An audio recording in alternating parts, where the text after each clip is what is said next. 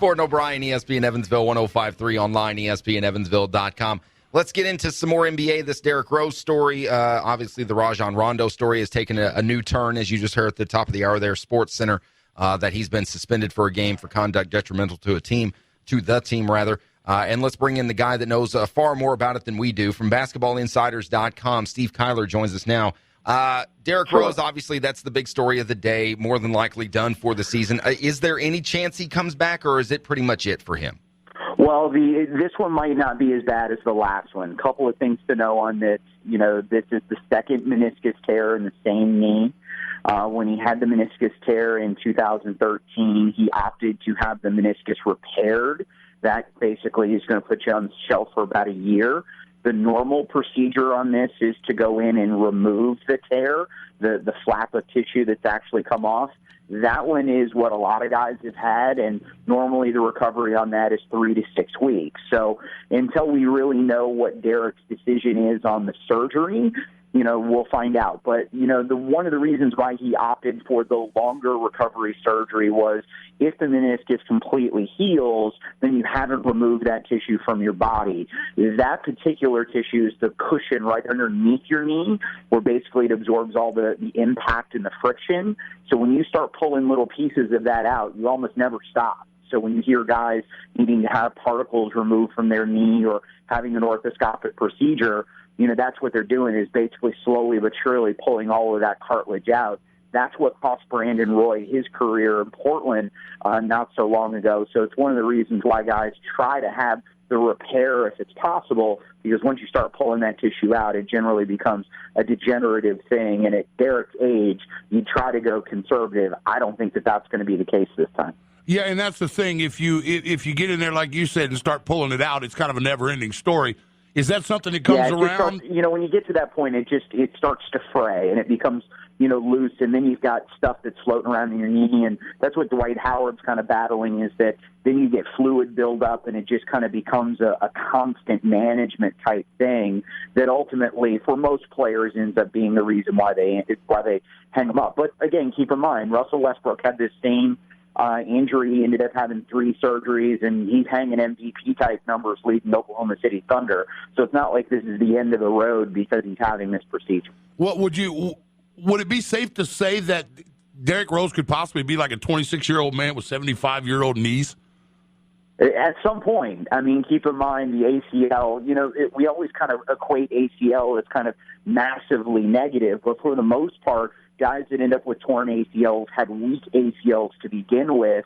We really haven't seen guys re-tear the same ACL because the surgery on that generally makes your knee a little bit stronger structurally, and you do so much in the rehab process in terms of core building and weight training that you probably have never done in your life. In Derrick's case, was absolutely true. He never trained his body quite like he did after the ACL. The meniscus starts to become a problem because there really isn't a good surgery for that yet. Most of the guys that end up having degenerative meniscus problems, like I said, ends up being you've got to do scary things like cadaver parts, and there's just not a good treatment for that. We've kind of figured out the ACL, and that injury isn't nearly what it used to be, even 5 years ago. But the meniscus, that one becomes a little scary, and especially 2 meniscus surgeries in the same knee. Then you really got to start to worry about what's that going to mean. Is there a third one coming, a fourth one? The fact that it's the same knee, if it was the other knee, then I'd probably be a little more concerned. But, having the repair and then having the particle removed, that's somewhat normal in this process. Talking to Steve Kyler from BasketballInsiders.com. It's Ford and O'Brien, ESPN Evansville 105.3 and online, ESPNEvansville.com. It seems to me that the overwhelming consensus for the Bulls in general now is that any chance of them coming out of the East and representing that conference in the NBA Finals is pretty much no longer an option. Is it as bad as it sounds? He does have a better team around him that may be able to pick up that slack of Derrick not being there. But it certainly, without a doubt, makes it a little harder for them to – makes it a lot harder, I should say, for them to reach the NBA Finals. But, are they just completely done? No, I don't think so at all. I think they've won enough games at this point with so many left on the schedule that they're going to get in the dance. The thing is, they're probably not going to be the third seed. They have they have a half a game lead on Cleveland right now. I think you could probably put that one to bed, and that means Cleveland probably wins the division. We'll have home court. That makes things harder for sure. But this is a Bulls team that's had to figure out how to do things without Derrick for the last 2 years. This guy's been kind of in and out of the lineup a little bit this year. If any team's equipped to play without their star guy, it is probably the Bulls. And I think when you look at the season that Jimmy Butler's having, when you look at what Pau Gasol's having for that team, when you think about what Joakim Noah is, they do have two very capable guards in Aaron Brooks and Kurt Heinrich, and they're probably going to add somebody from free agency. Nate Robinson, who flourished when Derrick was out the last time, is a free agent. Wouldn't shock me to see that. I think a lot of it still comes down to how do these other guys play. But I think that when you look at how do you get to the Eastern Conference Finals or the NBA Finals, you certainly need Derrick Rose.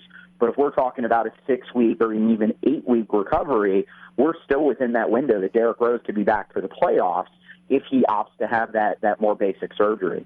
With the comments that D. Rose made earlier this year about walking his kids down the aisle and not being stiff in meetings and things like that, which a lot of people took as meaning he wasn't going to give 100% on the floor in fear of getting hurt again. Now with this injury coming back, mentally, how does that play in on the emotional and the mental side? Well, the confidence part is huge because especially when you've had 2 knee injuries, and it just seems like just as soon as you get yourself comfortable, bang, here it is again.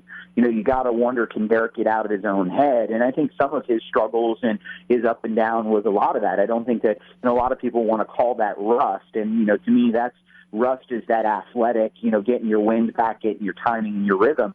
I think Derrick really had a crisis of confidence for a while and, was really struggling to reconnect in all the ways that he needed to. So that's the area that I'm most concerned with, the physical part of can he run, can he play, can he be explosive?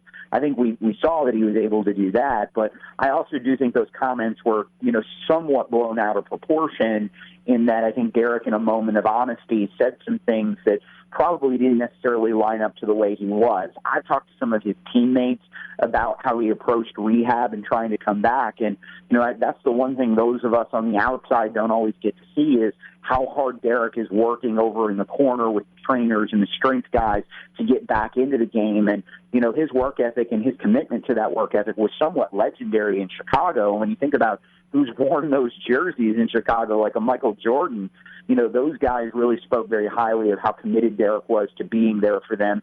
And I think that's one of the reasons why nobody had animosity towards Derrick when he was going through all of these troubles. And I think that, even with this one, his teammates are going to be patient and be there for him and try to win as many games as they can.